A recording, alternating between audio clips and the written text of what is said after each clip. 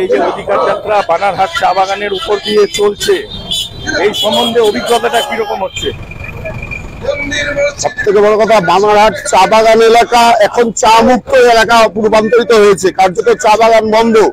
চা শ্রমিকরা যে দুর্দশার মধ্যে জীবন কাটাচ্ছেন, চা শ্রমিকের পরিবারের মানুষজন যে জন্মভূমিতে বড় হয়েছেন, জন্মগ্রহণ করেছেন, সেখান থেকে দূরবর্তী জায়গায় তাদের চলে যেতে বাধ্য হচ্ছে। রাজ্য সরকারের নীতির বিরুদ্ধে, কেন্দ্রীয় সরকারের নীতির বিরুদ্ধে দাঁড়িয়ে সেখানে এই আক্রান্ত চা শ্রমিকরা আমাদের এই অধিকার যাত্রাকে কেন্দ্র করে তারা স্বতঃস্ফূর্ত ভাবে এগিয়ে এসছেন, যেন তাদের প্রাণের কথা আমরা বলছি, এই অভিমত তারা ব্যক্ত করেছেন শারীরিক ভাষার মধ্য দিয়ে। আশেপাশের মানুষজন প্রচুর দেখছেন, অবশ্যই এখানে চা বাগানের এই সমস্ত এলাকায় প্রচুর বন্ধ চা বাগান রয়েছে। এইদিকে যেটা দেখা যাচ্ছে, বিশেষত অল্প বয়সী তরুণী তারা কাজের অভাবে বিভিন্ন ধরনের সমাজের ভিন্নতম পেশা বেছে নিতে ব্যস্ত হচ্ছেন এবং যুবক সম্প্রদায়েরও একটা বড় অংশ পরিযায়ী শ্রমিক হিসাবে বিভিন্ন জায়গায় কাজ করতে বাধ্য হচ্ছেন। অধিকার যাত্রার মাধ্যমে এদের সাথে কতটা একাত্মতা তৈরি করা সম্ভব হচ্ছে, আর আমাদের এই প্রসঙ্গে আপনাদের বক্তব্য কি দাবি? আমরা কেন্দ্রীয় ভাবে যারা অধিকার যাত্রায় যুক্ত হয়েছি, আমরা যে লক্ষ্য নিয়ে এই অধিকার যাত্রাটা সংগঠিত করেছিলাম, যে ভাবনা নিয়ে, কার্যত এখানে এসে সেই ভাবনা, মানুষের যে ভাবনা, সেই ভাবনার সাথে আমাদের ভাবনার চূড়ান্ত একাত্মতা ঘটেছে। আমরা দেখছি যে বিপুল অংশের যুব সমাজ, ছাত্র সমাজ যারা স্বপ্ন নিয়ে বড় হচ্ছেন, সেই স্বপ্ন আজকে চুরমার হয়ে যাচ্ছে এবং তাদের নতুন করে স্বপ্ন দেখানো হচ্ছে যে মন্দিরে গিয়ে পুজো দেওয়াই বোধহয় একমাত্র পথ। তার বিরুদ্ধে আমাদের যে অধিকার যাত্রা, সেখানে দাঁড়িয়ে তাদের স্বতঃস্ফূর্ত সমর্থন আমরা পাচ্ছি এবং সেই লক্ষ্যে আমাদের অধিকার যাত্রা দারুণভাবে সাফল্যমণ্ডিত হচ্ছে এই চত্বরে। আমরা দেখছি যে বিভিন্ন সরকারের পক্ষ থেকে, কেন্দ্র এবং রাজ্য সরকারের পক্ষ থেকে এদের বিশেষত বন্ধ চা বাগান যেগুলো রয়েছে, সেগুলো খোলার ব্যাপারে কোন রকম ইতিবাচক পদক্ষেপ গ্রহণ করা হচ্ছে না। উপরন্তু এখন তাদেরকে বিভিন্ন ধরনের রাজনীতি বা অনুদানের রাজনীতির মধ্যে তাদেরকে বিভ্রান্ত করার চেষ্টা চলছে, প্রকৃতপক্ষে অধিকার তাদের ভুলিয়ে দেওয়ার চেষ্টা চলছে। এই বিষয়ে অধিকার যাত্রা যে সংগঠিত, এই বিষয়ে আপনাদের আমরা এই কারণেই আমাদের এই যাত্রা পথের নাম দিয়েছি অধিকার যাত্রা। কারণ মানুষের যে বেঁচে থাকার অধিকার, মানুষ 500 টাকা নিয়ে সাময়িকভাবে খুশি হতে পারেন, কিন্তু এটা স্থায়ী সমাধান হতে পারে না। কাজ পাওয়া, নিজের মান সম্মান যোগ্যতা নিয়ে বড় হওয়া, সমাজের মধ্যে টিকে থাকাটাই সব থেকে বড় অধিকার।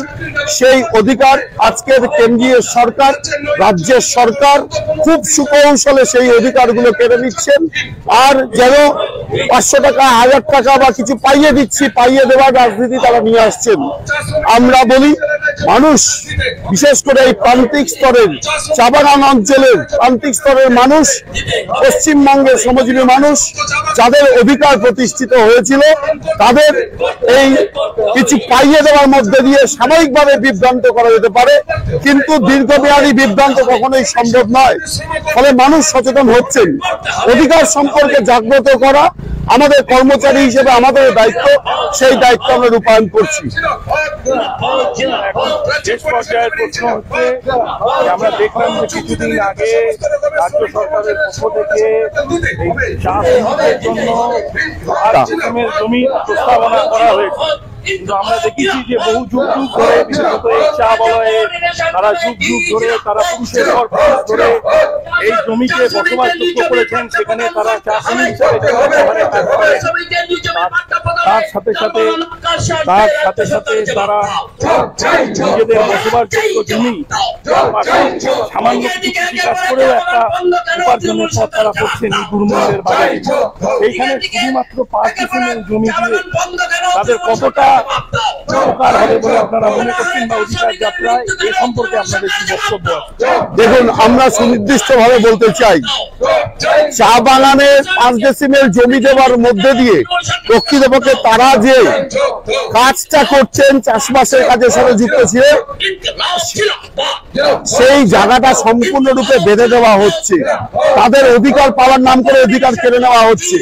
আসলে এই সামান্যতম জমির অধিকারের নাম করে সমগ্র চা বাগান অঞ্চল আজকে একদম দেশি বিদেশি পুঁজিপতি প্রমোটার রাজের হাতে তুলে দিতে চান, যেটা আমরা দেখেছি উত্তরবঙ্গের শিলিগুড়ি জেলা সহ বিভিন্ন জায়গায়, দার্জিলিং জেলার অভ্যন্তরে বিভিন্ন চা বাগানে আজকে প্রমোটাররা তৈরি করে দেওয়া হয়েছে। এই পাট্টা দেওয়ার নাম করে আসলে কতিপয় ব্যবসায়ী সুবিধা করে দেওয়া এবং চা শ্রমিকদের আরো অধিকারকে কেড়ে নেওয়ার অপকৌশল, তার জন্যই সচেতন করার জন্যই আমরা এই অধিকার যাত্রা সংগঠিত করছি। এই অধিকার যাত্রা কতদিন চলবে এবং জলপাইগুড়িতে আপনাদের আগামী আজকে আমরা এই অঞ্চল দিয়ে চা শ্রমিকদের সাথে মিলিত হয়ে তাদের বক্তব্য শুনবো। তার পরবর্তীতে মালবাজারের দিকে আমরা আমাদের অধিকার যাত্রা নিয়ে যাব। মালবাজারে আমাদের রাত্রি যাপন করে আগামীকাল জলপাইগুড়ি জেলার বিভিন্ন অঞ্চল দিয়ে, মহকুমা দিয়ে, ব্লক দিয়ে আমরা গিয়ে সেই অধিকার যাত্রা সমাপ্ত করব আগামী 10ই মার্চ কলকাতায় এইচবি বাস স্ট্যান্ডের কাছে। পাহাড় থেকে সাগর, মানুষের সাথে, মানুষের দাবি নিয়ে মানুষের সাথে আমরা ছিলাম এবং থাকবো। সেই লক্ষ্য নিয়েই 10ই মার্চ অধিকার যাত্রা সমাপ্ত হলো। 14ই মার্চ আমরা নবান্ন অভিযান কর্মসূচির মধ্যে দিয়ে মানুষের হকের পাওনা লড়াইয়ের মধ্যে দিয়ে যাতে অর্জন করা যায়, অধিকার প্রতিষ্ঠিত করা যায়, সেই সংগ্রামে যুক্ত থাকবো।